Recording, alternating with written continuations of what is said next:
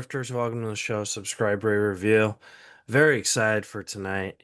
Uh, this is I've interviewed this guest before, and it's one of my favorite guests I've ever had. And as you know, we're on the week of episode 400, and I'm very excited, because the female guest for 400 is someone who means a lot to me. I interviewed her a few years ago and I just instantly bonded with her. And obviously, she's the sister of the great John Cusack. But I'm very excited because I have a very a special connection with Ann Cusack. And, when I interviewed her a few years ago, it was honestly one of the coolest feelings because I just instantly bonded with her. And we have a friendship, we talk on the social media now. So all that jazz. It's really cool. I saw her perform with her band, Ann Cusack and the Generation Jones band in Los Angeles. And let me tell you, she puts on one heck of a show, folks. If you ever get a chance to see her play. It's a blues band, and it's really, really fun and entertaining. So I suggest you go and all that jazz. If you guys don't know who Ann Cusack is, you've seen her in Better Call Saul. She was the lead on her own sitcom Maggie and the Jeff Foxworthy Show. She's been in so many movies like Grosse Point Blank. Um, you know, um, the League of Their Own, and this one's like on the tip of my tongue with Tom Hanks. I should probably find out what it's called because it's a big movie. Where the plane, oh, Sully. He was in Sully. That's what it was called. I knew it was on. I didn't even Google it. I was close, but I didn't do it. Sully. She was in Sully. All right, guys. So subscribe, rate, review, tell a friend. And I just want to say thank you guys so much for joining us for the past 10 years, with Alan Lee. And, you know, we've transitioned a lot.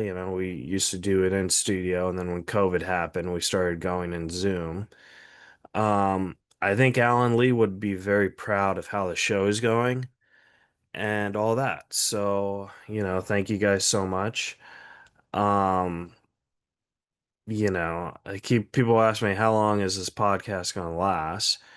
And I think it's just gonna last until, I stop getting guests or until I get bored with it. And right now I'm not really bored with it. How I feel when I podcast, I feel that's the time to do it, especially when I'm not doing a lot of stand up or writing or anything.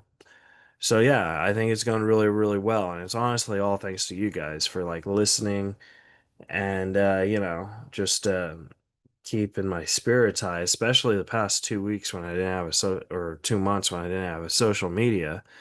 You guys were really there for me. Like it felt good talking to you guys. So yeah, so subscribe, rate, review. We gotta get those reviews up though on Apple Podcasts. That they keep saying we gotta get the reviews up. I'm like, all right, cool. And YouTube, subscribe, rate, and review on YouTube and stuff.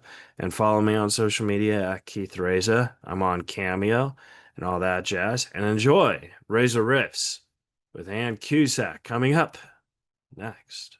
From Hollywood, California, welcome to Reza Riffs with your host, Keith Reza. Hey, Ann.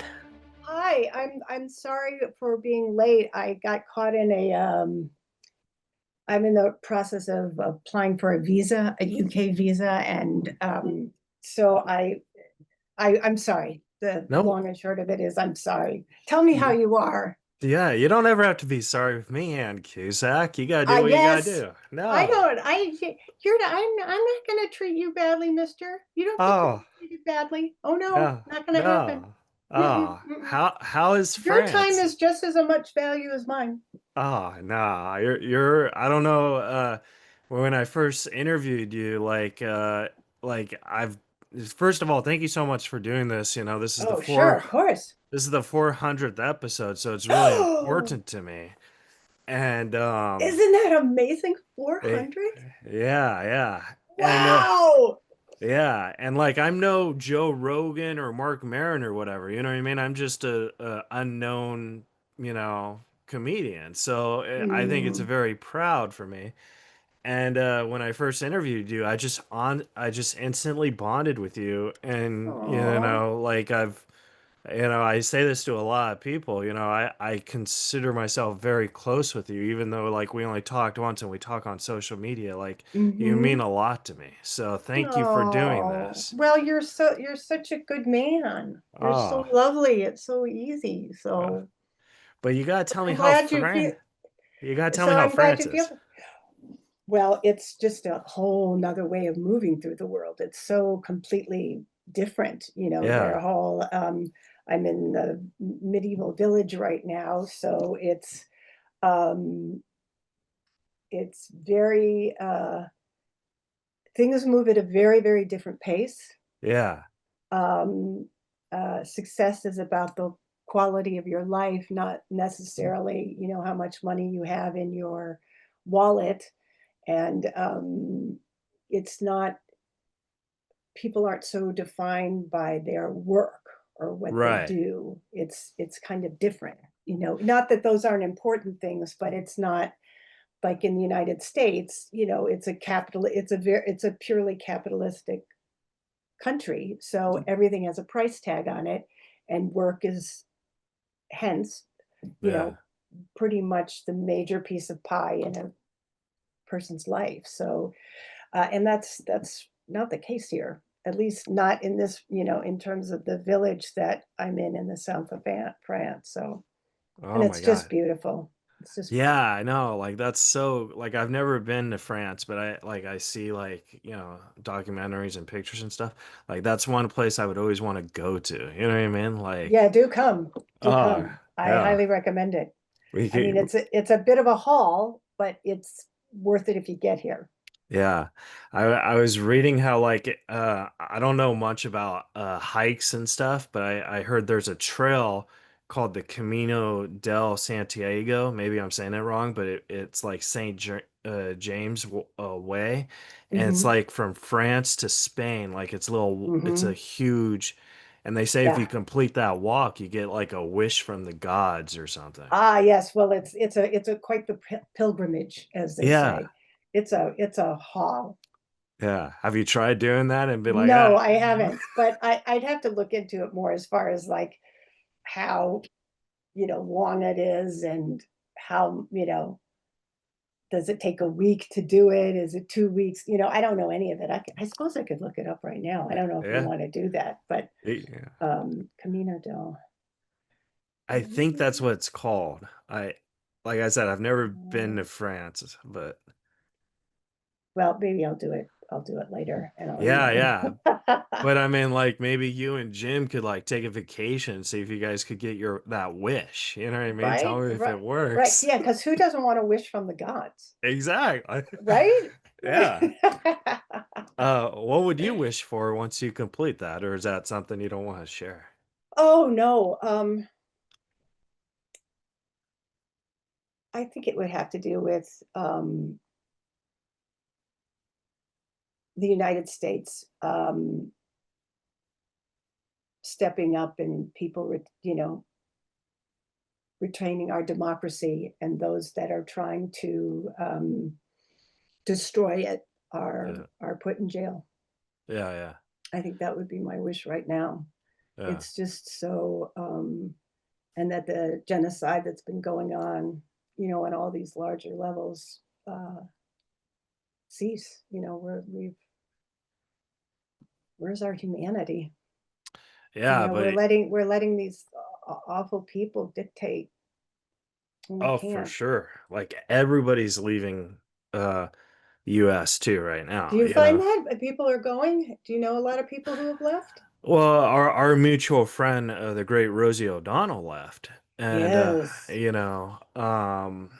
So yeah, I mean, I think a lot of people are leaving. I can't afford to leave even if I wanted to leave. But like like Hmm. but yeah, I just think it's just so crazy. I mean, how are you trying to resist or fight back or you I, know, I mean, to be honest with you, and maybe this is just the comic in me, Paul, and maybe like this, but like politics just don't really mean much to me because I'm more about just doing stand up and worrying about, and I try and mhm. make things funny. So like whatever side on like I kind of stay away from politics because I feel that that would ruin my ability to make people laugh to come together. Does that make sense? Yes, yes. The only thing that I would throw in the mix is that this is sort of beyond politics Yeah. in terms of, the dismantling of our democracy that's going on. And one of the brilliant things and one of the major things that comics can do is through humor educate people. Oh yeah. The great Lenny Bruce, for instance, about the power of words, and um, um,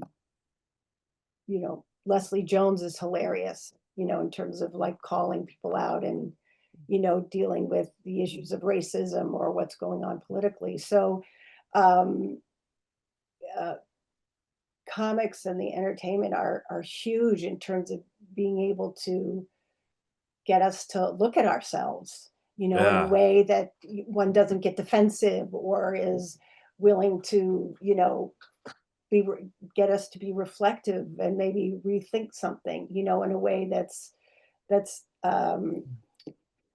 uh because laughing's the best way to go. And Oh, for God knows we sure. need it, Yeah. Like you one of know.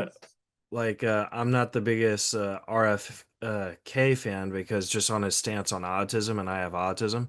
So like one of the jokes I do now is like, "Hey, I have autism because I really talk about it, like Uh-huh. in the act." And I Uh-huh. say I kept telling my mom not to have Tylenol, but yeah. So like it's kind of like that where like I just kind of like like that's the most I'll go. It's just, and it's not Oh, like something, yeah, well, I think you can absolutely bring people together, because you can make people laugh. But I also think because you actually have autism, that yeah, you can make those jokes and you can, absolutely like call him out in a really hilarious way about, the ridiculousness of Tylenol or, all of that stuff. So you're in a great position to make yeah. people laugh and educate them at the same time. Oh, for sure. I also feel bad for Tylenol because I feel like this is like the third thing they've been accused of. You know what I mean? Like, didn't they like get accused of killing people or something? I know. You kind of think, well, why don't you just sue the administration for God's sakes? Because it's defamatory and it's Yeah, it's not true. It's just a yeah. lie. So, but but Anyway, no, it's so good to see you, and I'm yes. so, How are your gigs going? there. I mean, I tour with TJ Miller right now, so that's cool. But I'm not as famous as I was when I was with Norm or Saget. You know what I mean? So like, Yeah, it's yeah, kind yeah. of, but it's fun. It's still in my heart, and I'm still writing scripts and stuff. So That must have been very hard for you when Norm left. oh my God, yeah, it I'm was, so sorry for yeah, it that was. loss for you because that's a big one. Yeah, he was my best friend, you know what I mean? So like Oh, Uh, but hey, I wanted to show you something. I don't know if I ever showed you this, but I have a stand-up special. I think I sent it to you. I I don't know don't if you, know. oh, Let me see. I'll send it again. But I got the artwork for it. Oh, yeah. Oh, So like, yeah, that's so great. yeah, Oh, because oh, that's great. Did you put your face instead of my brother's on it? yeah, yeah. Well, Yeah, yeah, well, yeah. Hold it for, up to the thing so I can see. Is that it's your face? yeah, Oh, there you go. yeah. So, because in my special, I talk about how like The Lion King is one of my favorite Disney movies, and how Mm-hmm. for like an Oscar movie, there's a lot of flaws to it. You know what I mean? Right. Like lions don't talk, and speaking of your brother, like, I'm the John Cusack of stand-up comedy. You know what I mean? So like that's my Ah, so like that's how like that's why I just say anything. You know what I mean? So mm-hmm. it's kind of like that. That's great. Yeah. And yeah, so I printed that Mm-hmm. because that's one thing I'm very proud of is like my special. And Mm-hmm. you know how like all these movie stars and stuff have like their posters and stuff. So Mm-hmm. so I was thinking about hanging it over there and be like, oh, You should. it's just a stand-up special. Doesn't matter. You Yeah, should do it. yeah. So It's a big thing. My husband Jim did this sort of radio stage play called What About Dick that Eric Idle had done and put together. And that's a comedy thing, and there's a big poster. yeah, So he's got it up on our wall. You need to put yours up on the wall. It's no small thing doing a special. It's yeah, a big deal. Put it yeah. up. All All of your right. stuff. Next time you do it, it'll be hanging. It I'll, better be. I want to see it framed properly. all right, I'll frame it. But speaking of Jim, how's Jim doing? He's great. He just finished. He was shooting a television show called, which is on Fox, called Going Dutch with Dennis Leary. Oh, nice. So he was in Ireland working on that show. So he had a great experience, and Dennis was terrific from what he was telling me. So Oh, so he's good. He's yeah. doing really well. You gotta tell him I said hello. I'll do it. I'll Yeah, do yeah. it. Absolutely. So I wanted to ask you because last time we talked about your film career, and I kind of wanted to transition to your television career because you've done a lot of sitcoms, and I feel that a lot of people might not know that because they watch movies and stuff, but like Mm-hmm. you were the star of your own sitcom I called was. Maggie, and I wanted I to ask was. like how was that? Because you have great comic timing and like how it like did you have any say on the jokes or like how do you do that? Well, it was an amazing experience, and I felt very fortunate and confused as to why I was carrying a sitcom because I don't perceive myself as the funny one in my family. Given Really? well, come on, my sister Joan, seriously, You and you then you and John. Joan are you guys are all great though. Like Well, no, no, I appreciate that, but Joan is hilarious. oh yeah. She's just such a brilliant actress. Yeah. And John is too. And they have very, their senses of humor. At any rate, so I loved doing it. Um, but and it was the first time I had been a series regular with a couple of other sitcoms. So this was the first one where I was carrying it. And it was with John Slattery and John Getz. yeah, Yeah. John Getz, and they were fantastic. I mean, you Yeah. couldn't have asked, and Melissa Samuels and Morgan, and anyway, so there's a very specific way in which sitcoms kind of work, or they did, when I was doing it, which was really in the late '90s, Yeah. in the early 2000s. So I'm assuming that sitcoms are still kind of done that same way. But we were in front of a live audience, so we would tape on. I think it was Friday night, and yes, it was Friday night. So and it's like putting on a mini play, which is really nice for the actors because you go in order of the scenes, Yeah. whereas in a film you don't. You Yeah, you could oftentimes can do film the separate. Yeah. in a film you can do the end scene the first day, the middle scene the last day, the first scene somewhere in between. So it's the shooting schedule is based on locations, people's schedules, budget, places that they can get, and timing and all that sort of stuff. So it's very different as far as you don't uh, shoot a film in terms of the how the story unfolds. Yeah. Whereas in a sitcom in front of a live audience, you do, Yeah. which is very helpful for the actor from an emotional arc standpoint. Um, So we would do, the first 2 days we would work on the scripts. Then we would do on the third day we would do a run through with the writers.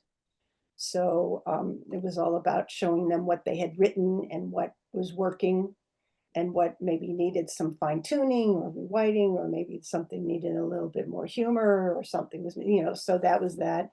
Then there would be another rewrite, which we would get the script the next morning, Yeah. and we would rework the scenes or shift it, and then we would do a run through in front of the writers and the network and the production company. So the network I was doing was on Lifetime, so all the the big wigs would come, and they would come to the read through, and then we would, the actors would all go after the read through, and they would uh, the the showrunner and the writers and the production company would all meet, and they would give notes as to what they wanted to see in terms of changing, or if there was a problem with language or whatever it was. Um, and then the next day we would do what's called a block through.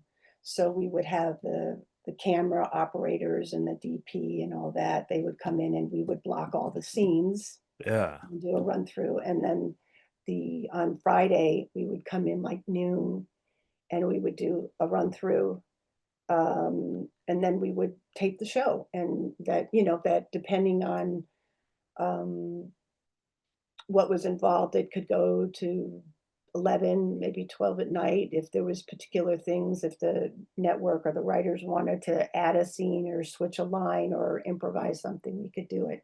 But mostly, um, we did not, we didn't really do much improvising, maybe a wee bit, but not really. Right. It was really about, the writers wanted to have their, they wrote the scripts in a particular way, so they didn't really want you to change what they were doing because of how they wrote it and how it was supposed to all unfold. Sometimes we did, sometimes they let us, or if we had a particular issue with a scene, we would go, we're struggling with this one. Can you help us out with it? And I I think wish that I would, was a writer on this show for you. I'd be like, go, man. oh, I mean, I felt very, it was like any hour longs or half hour shows or any of that sort of stuff. If you have a lot of episodes, like you're doing a whole season, which they don't really do now very Oh much. no, They'll yeah. they'll do like 10 episodes or maybe 8 episodes now. Certainly hour longs are different. But it's an endurance game, as far as being able to keep your energy and taking care of yourself, and then knowing when to pick your battles, because Yeah. you can't, you know, to get on them about every little thing. They're just not going to listen to you anymore, and you're just going to come off as this whiny, complaining, annoying actor. Even Yeah. if you are right, it doesn't matter. Right. It's really it's about making sure that when you really want to address something, that you hold weight. Otherwise, you really try to work with the situation, be collaborative. Yeah. Another thing I wanted to ask you is because and maybe I'm totally wrong about this because I'm not really, I'm just a stand-up, so I know the business a little. I don't know it all, but like it seems like back in the day, if you were a movie star, if you were on TV, that was like very taboo. And now it seems like movie stars are on TV. And I was wondering, like, how do you, because you're a movie star and then you're on the TV show, like, Well, I'm not a movie star, but oh no, you are. what I think what happened in terms of the history of that, um, in the in the 70s, like in the 70s, 60s, 70s, and early into the 80s, Yeah. either you were a TV actor or you were a film actor, and you didn't really cross over. So why you had two unions. There's the Screen Actors Guild, and then you have the American Federation of Television and Radio Artists. So that's, you had two different camps of kinds of actors. And then in the late 80s, moving into the 90s, it started shifting, and there was, with when HBO came into being, the subscription series, which kind of set up a whole nother paradigm. Yeah. um, Actors were kind of moving in, back and began to go back and forth um, uh, between the two mediums, television and film. And then I think, and I'm this is just from my experience and just watching. I could be completely wrong totally about this, but as we got into more like home box office, kind of television, and then when 2008 came with the economic crash, Right. I think it was Sony used to make like 26 films a year, and they were down to like six, between 6 and 10 or something like that. And that's a huge cut. And that means there's a lot of people out of work. So a Yeah. lot of the film actors and directors and designers all started moving into television and like HBO and Showtime and Cinemax and Miramax and all that sort of stuff. So you had this whole influx of film um, actors, designers, all that stuff moving into the television. And so that's when it really started kind of beginning to mesh. And now it's really going going back and forth. And also with the changing of television and computers, where basically you can get computers a size that larger than a television, larger than Right. what was a traditional television screen. People are what, feel like they're in Netflix, the Netflix coming into the mix and Apple TV, and that whole paradigm really sort of changed. So it's your television screen is your film screen, is your YouTube screen. Everything is, you watch everything on the same screen. So it's not like you have different worlds anymore. It's just like, do you want it on your small screen, or do you want it on your bigger screen, or do you want to, there's still proper movie theaters where you can go and see films, Yeah. but as far as actors go and directors and designers, you just go back and forth. It's Yeah. it's really at this point about, you're getting national or international attention. That's true. And then my next question is, if I ever get a sitcom, will you be my mom on it? Yes, All right, excellent, cool. That would be great. yes. uh, Absolutely. I may be a little too old at that point, but I could also be a grandma. Not okay, really. yeah, Not we could really. do. Well, no, give it 10 years and then I could do the grandma thing. Yeah, Another I 10, 15 just want years. to work with people I like. I'd be like, hey, Who does I want Ann Cusack on my show. who doesn't want to work with people they like? That's the best part. Yeah. I thought you were gonna say, who doesn't want Ann Cusack on their show? Yeah, because I'm a self-absorbed actor, you know. You're great, Ann. Yeah, no, I'm just, I'm all about me. Yeah. My friend Matthew Gray, he directed you on in Criminal Minds, and he said nothing but amazing things about you. He said you're one of, he said because he was a young director and he was like the star of the show, he said you really made his job a lot easier, and he just wanted me to let you know he really appreciated you. Really? Yeah, That's so lovely. yeah, I mean, he's he was so terrific, and he was so kind. And he yeah. really, he was so lovely and respectful in terms of how he spoke with us. And he sent me flowers afterwards. Oh my God. And no director had ever done that. I was like, "Oh my God, who is this guy? He's Yeah, so lovely." And yeah. was making these pins. He gave me one of his pins, and I was just like, "You are awesome." So you But can tell him I've never forgotten him and how he treated me. But see, like this is just a story of how I'm letting you know how much you do affect people in such a positive way, because Oh, you're making my day. yeah, because when I talked to him, because he's like, oh, who's one of your favorite interviews? And I was like, oh, Aunt Cusack is probably one of my favorite interviews. And then he just Oh. went on a rampage about how much he loved you, and I was like, How oh how my. is he doing, by the way? He's doing good. He's in Vegas, and I think he's filming a new show or something, Oh, good. Yeah. So, yeah, he's doing great. And Oh, that's great. I've been trying to talk him into doing stand up because he's actually a very funny guy. You know what I He mean? is. Yeah, so Yeah. He's uh he's got this fascinating mind, which if you get to engage with it, is so engaging. yeah. Yeah, it's very. Yeah. I definitely feel he's on the spectrum as well. You know what Oh, I do mean? you? Oh Yeah. yeah, for sure. Because just just how it's kind of like Gator. I could kind of tell. You know what I mean? Like I don't know if that Well, makes sense. yeah, yeah. No, no, it does. It Yeah. does. It totally makes sense. Yeah, yeah. And then I wanted to ask you because you did a pilot with Rocky Laporte called the Rocky Laporte Show. Oh, yes. Yeah, and I watched it and I thought it was really, really funny. And I was just wondering like what happened with that because that seemed like that would be a vehicle for both of you guys. You know what I mean?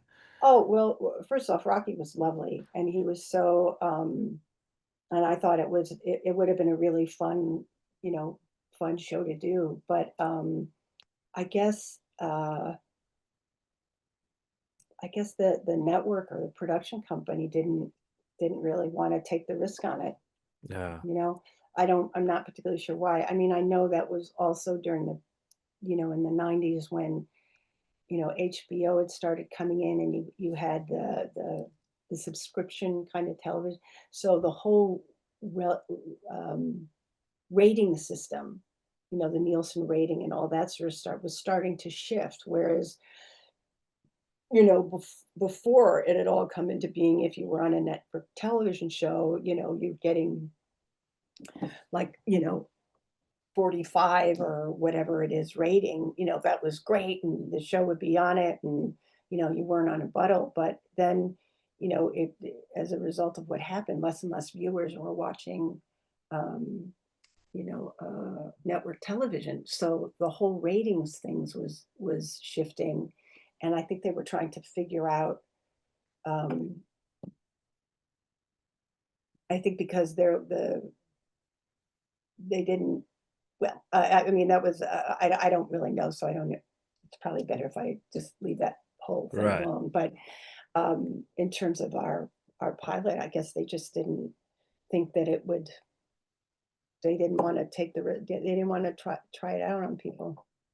It's But so we had a good time, yeah, it was great. And and he was lovely. yeah. And so like that was like kind of what I was saying is like it seems like sitcoms like they kind of rely on the comedian of it to see if it's a hit or a miss.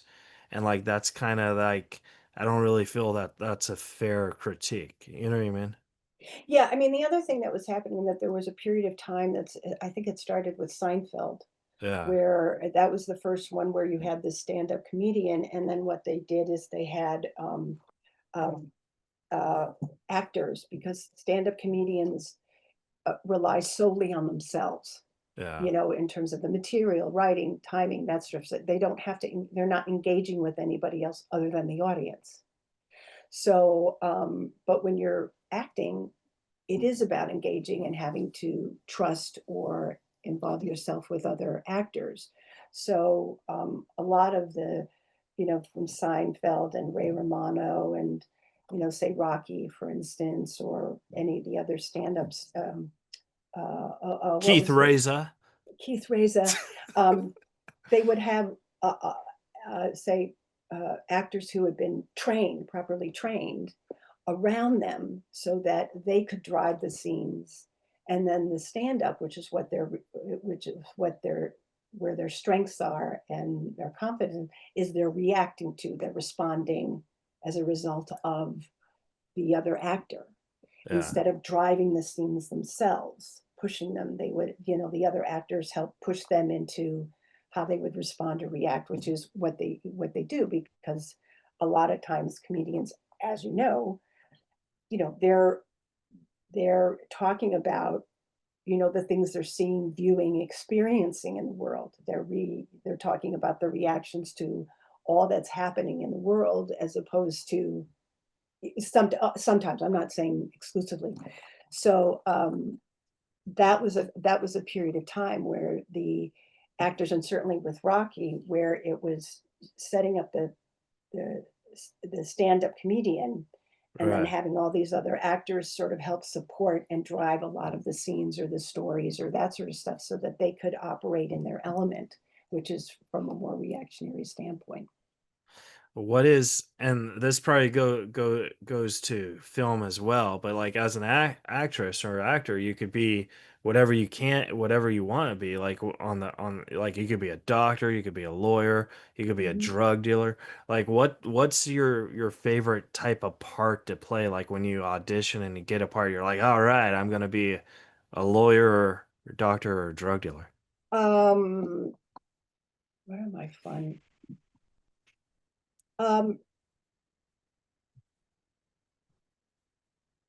I don't know. I mean, I had a lot of fun. I liked period shows. You Yeah, know, like I really enjoyed obviously A League of Their Own when I was doing that. Then I did uh I've done a couple other period shows. I played Lori Petty did this film called Tank Girl, which was in the 90s, and that was based on a British comic book called yeah. Tank Girl. And I got to play Sub Girl, who was that was really fun. Oh my So gosh. yeah, so that was kind of fun. You know, sort of uh, out of the box. Basically, if anybody's going to hire me, I'm really happy. Yeah. You know, I mean, it's just I feel so fortunate, you know, I that I get to do it. So I'm just very grateful because it's so there's so many people who want to work and there's so many people who are really yeah. talented. And you know, I go, yeah, I get why they're doing it, and I get why they got the role and all that sort of stuff. So when I get a chance to work, I'm delighted. I asked that question because I need to know for the sitcom so we could say that that's your profession. You know what I mean? You're Ah, yes. like, Okay, what kind of mother am I? yeah, like do you want to be a doctor, a lawyer, or like what Hmm. we're That's the writing it we're together right here. okay. Okay. All right. We'll have to have a conversation about this. Yeah. What's going to yield the most possible storylines, or how is her character going to help you with some of your character storylines? Because I that would be kind of the point of her being in that thing. It's like, yeah. what's your arc? I mean, are you just being you, Oh, for or sure. Yeah. It's just me and like, I kind of drive you nuts because I'm your child or whatever. So, but right? Okay, so it's kind of okay, like that. It's kind of like okay. normal life like I do now. Is that what you do? You drive your mom crazy? Oh, I'm sure I do. I mean, I have no filter. I don't see social cues, so I can't tell when people are mad at me or whatever. So I just like, See, that's fantastic because that could that could be great where you just you see it and you say it, and then you know if I'm this like really uptight mom, like a yeah, really kind of like so worried about how people are going to think and see and all that sort of stuff, you know, you're teaching me how to be uh, unconditional and non-judgmental. yeah. All right, cool. There you go. And then I want to talk about Ann Cusack and the Generation Jones band because Ah, I saw you guys live in Los Angeles, and Ann, I gotta be honest, you put on one hell of a show, man. Like, oh my God. oh, and you Yeah. wonder why I like doing your interviews. Yeah. I mean, you were just so fantastic. And like when I saw you sing up there, like it was like, you know, it's one of those things when you see like your friends do something they really enjoy. Like I was like, "Oh my God, you're so happy up there having fun, doing Yeah, it your was great. dream." Like it was like I was just so proud of you. Like yeah, you did Oh, great. thank you. Oh, Yeah. thank you so much. Yeah, it's a lot of fun. I mean, I you know, I the band I had, the Generation Jones band, they're terrific. You know, Jeff Dean and Sammy, Slam and Sammy, and uh, Gordy Germain, who Yeah. I actually met because he was the prop master on the Jeff Foxworthy show I did.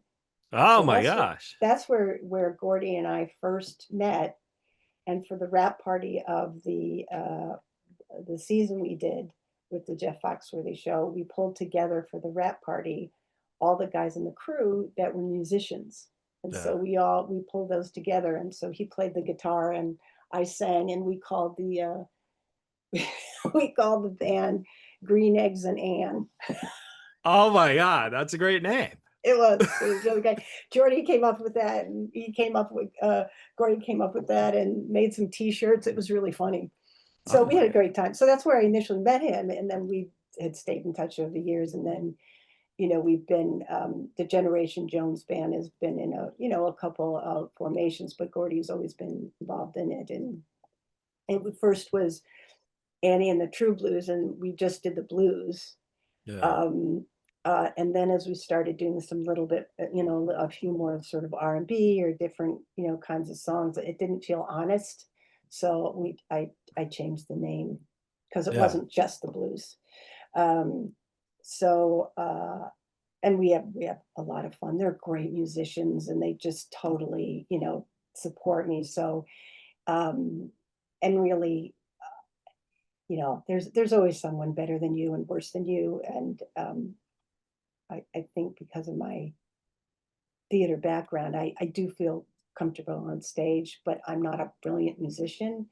But I feel like I can kind of get away with performing things, or at least making sure people or I want people to have a really good time. If you're Yeah. going to come out and you're going to drop some cash, which it's so expensive to go out, I absolutely want to make sure you leave with a smile on your face.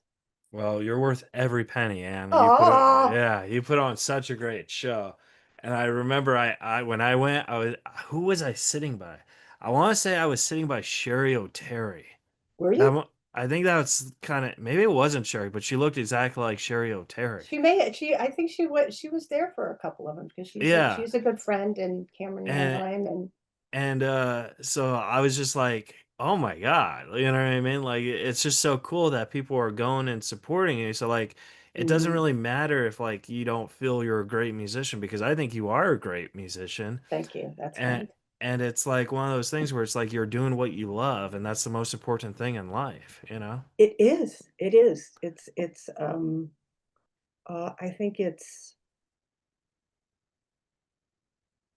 I think it's really important to do what you love, because then you give over 110%. Yeah. And I think you have to have certain dreams are not realistic. Yeah. Like for instance, that I could be Beyonce. I mean, come on. That's just not a dream that'll ever going to happen for so many obvious reasons. I will never be Beyonce, even if that's my dream. Right. But then there's practical dreams, and that's dreams that are realistic to who you are, without basing the dream in fear or negativity or Yeah. judgment. So, and those are very real, doable things, and it's just you have to take there's steps to taking to what it is. Fantasies are a whole nother thing, but dreams are very realistic and can be really lived. Like, um, I wanted to be an actress. I wanted to do a sitcom and carry it. Did it look like did my dreams come true from a kid's standpoint? Yes. Did they look like how I had thought or wanted them to? No, but I still got to live them. Yeah. So it's about what the dreams have to be. What kinds of things do you want to experience? Do you want to experience yourself, on stage in front of 5,000 people? Okay, well, then it means you have to be very with its stage, or if you're doing music, then it's like, okay, developing your talent, developing endurance, understanding that there's the artistic side of things, and then there's the business side of things. And those are Yeah. two different things. So you have to learn the skills to how do you promote yourself? What are the means of marketing now? Because each generation It's has very that. hard. Yeah. It is very hard, and each generation has its own ways of getting yourself known and out there. I think it's really, really hard now, you know, Yeah. um, but you can do it. You can do it. And then along the way, if you're going for it, you learn about yourself, you learn about sort of other people. And as you learn and grow, so will your dreams shift and change. Yeah. And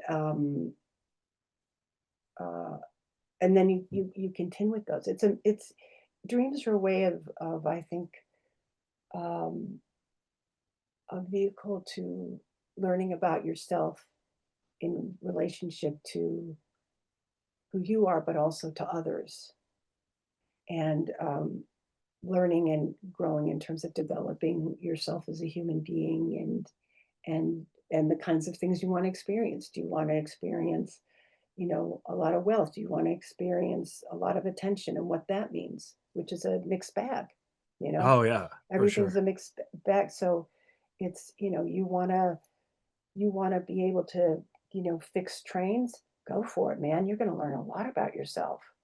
I But you mean, like trains. you like trains, and how about driving them? You know what I mean? It's Yeah. just like, or you love putting things together, Yeah. and you love cars. You're a mechanic. You know what I mean? It's just like, it's I think particularly in the United States, there's a real sort of hierarchy, or there's kind of this hierarchy about what's considered, better than another. But Right. it's not. It's about you learning what you're good at and love to do, and then developing it Oh, for sure. and I being mean, happy with it. yeah, it's kind of like this where like especially with me, like with my autism, I was very nonverbal. And like my dream is of course to be an actor, but I've always dreamt of being a stand-up comedian. And regardless if I'm successful or not, I'm doing that. You know what I mean? And And I look at you now. I mean, it's like you would never know that you were nonverbal. yeah. And I if you mean, would you've developed that about yourself, which is fantastic. You would never know in a million years that that's where you came s- from. speech therapy and stand-up comedy really saved my life. And but like if you would have told a younger version of Keith, like, hey, what is success? I would think that right now, even though I'm not rich or super, super famous, I'm an F-list celebrity. I feel like I'm still success. You know what I mean? You are. Because like You're absolutely. how many people get to interview the great Ann Cusack? You know what I mean? Like it's kind of like that. Again, why do you think I care about you? Oh my gosh, you're so You're so great. you're so cute. And I want to Thank you. respect your time, but I have five more questions. Can I ask these or? Yes, go Oh, on. okay. So I wanted to ask you, I know I said I didn't want to really talk about your film career, but I wanted to ask you about Nightcrawler because I thought Oh yeah. that was like that's just such a unique script. And like I wanted to know like when you were filming it, did you think, oh, this is something that's gonna be pretty cool? Or like how do you do Well, that? no, it was, I felt thrilled to be cast in it. It was Rene Rousseau's husband wrote it Yeah. and also directed it. And Jake Gyllenhaal, is fantastic director, and she's terrific. I mean, she's just got this great energy, and she's a vibrant spirit and very welcoming. And so it was, I didn't have a particularly large role. I was just a lawyer in it, in terms of an ethics lawyer, and what you could put on Put television on and what you TV. Yeah. couldn't. So I didn't have a particularly large part, but I really enjoyed working on it, and they were awfully welcoming and very kind to me. So I appreciated that a lot. I just thought you were so great.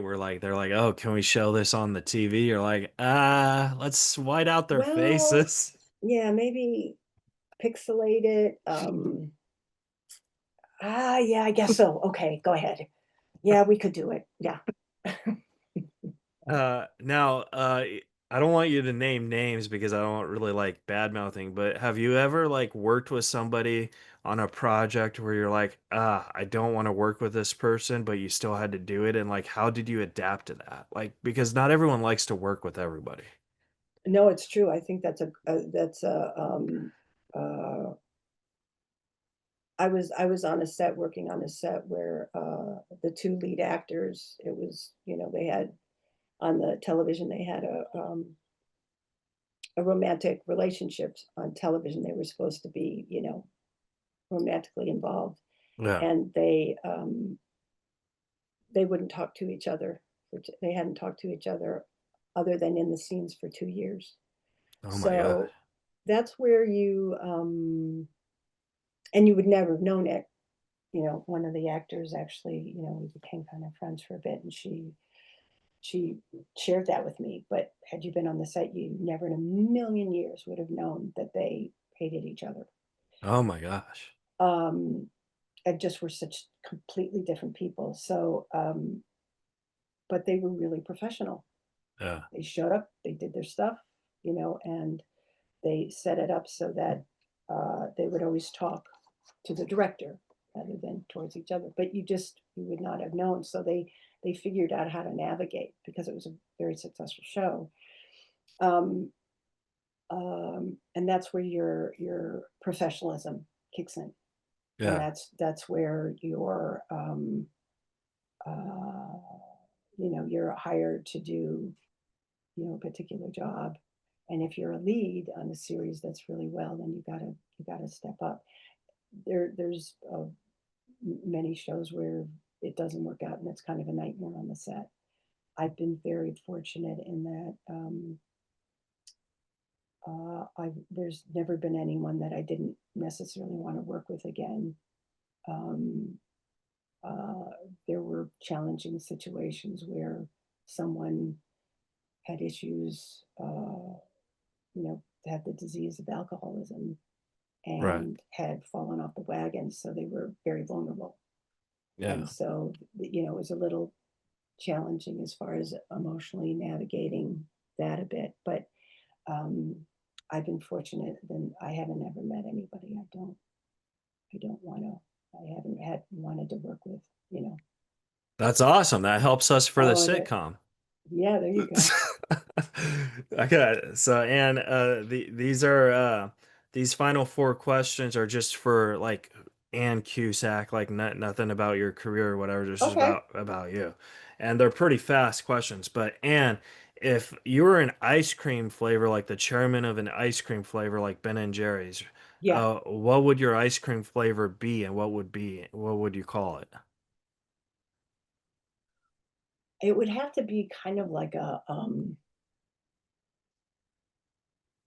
hazelnut. Hazelnut.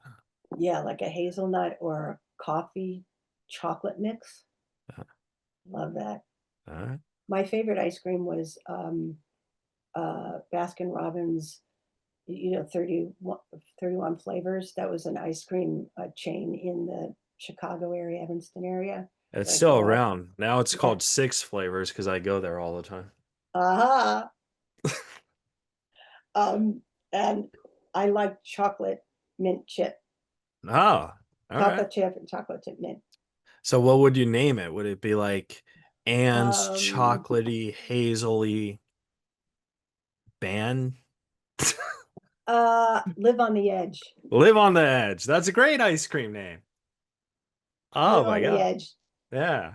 I'd like to get a scoop of Live on the Edge, please. Yeah. Thank Like, you. Two I think. scoops. All right. And then my second question is, Anne, as an actress, what are your biggest fears that you had when you first started, and do you still have those fears now? My fears were I wouldn't remember my lines, Yeah. and that I was doing it wrong, You taught me and how to that memorize, by the way, and I use oh, that. does Oh, that work? it works for me. Yeah, for Yeah, it works sure. for me. And when I got that heads up from my friend, Yeah, I use it all the time because I can't. It really helps. yeah, I mean, mostly if something is well written, then it makes emotional sense and you remember it. It's yeah. easier. When it's badly written, it's very hard because it doesn't make emotional. The transitions between line to line don't make emotional sense. So, um, yeah. All right. And then second to last question, and if I, Keith Reza, was a huge, huge celebrity and I had the power to help you with one thing, what would you ask me for help with? And I could grant it to you like that. Oh, wow. That's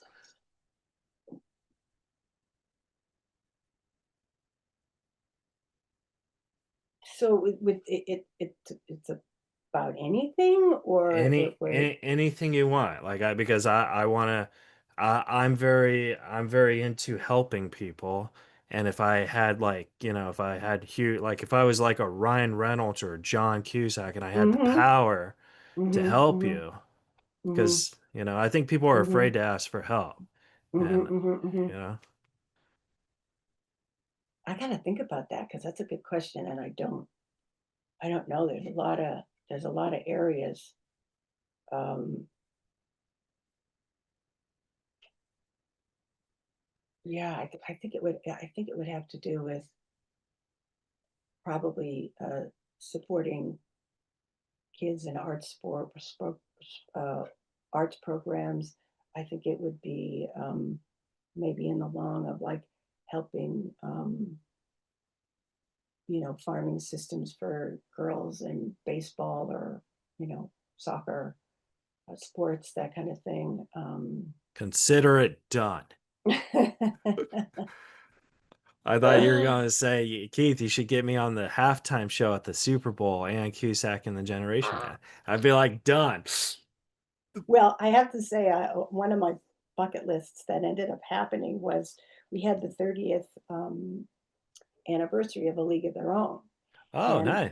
it was great a couple of years ago, and so we were invited to Wrigley Field, myself and my other former teammates, and I got to sing the national anthem at a Cubs game. Oh my God. That's so cool. You're a big Cubs person too, right? Yeah. So Yeah. that was like, I mean, that was one of those things where I didn't even think I could put it on my bucket list, and then to actually have it happen because my family's a huge Cubs Yeah. All right. fans. Yeah. And then my last question for you, and don't sign off until after the interview because I want to say goodbye like off camera if you can. Okay. My last question for you is, Anne, if you could go into a time machine and talk to a younger version of yourself, knowing everything you know now, but you only had like 30 seconds to tell yourself something, what would you tell yourself? Um, Good question. Um, don't make any decisions out of fear. Um, uh, get rid of negative self-talk, um, and understanding that I'm of value. That's a good. That, all right, yeah, that's awesome. I thought you were going to say, and this is Ann Cusack from 2025. How are you? Uh, That probably would have been a better way to go. I probably would yeah. figure out, what are you talking about?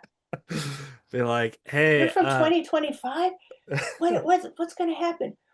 What? You mean I have to wait till I'm blah, blah, blah to meet the love of my life? What are you talking about? Oh, that sucks. well, I would throw in, and by the way, if Keith Reza asks you to do his podcast, always say yes because you're really special to him. So, Yeah. No, absolutely. I would uh, do that. I'll go, okay, these are things that are good, blah, blah, blah, blah, blah. Just relax, trust. The universe wants for you. It's just chill out. yeah. Just chill out. Well, and where can the folks at home follow and support you? Twitter, Instagram. Yeah, at Real Ann Cusack on Instagram. I have a website, www.anncusack.com. I have a Facebook page. So, kind of those basic ones, you Yeah. know. Well, thank you for celebrating the 400th episode with me. It meant so much. It meant Congratulations! so much to me, and Oh, like I felt very privileged to be the 400th interview. yeah. So I mean, yeah, I thank you so much. Like that's all. You're so welcome, Keith. All right. All right, guys. Subscribe, rate, review. That was the interview with Ann Cusack, and we'll see you guys next week on Reza Riffs.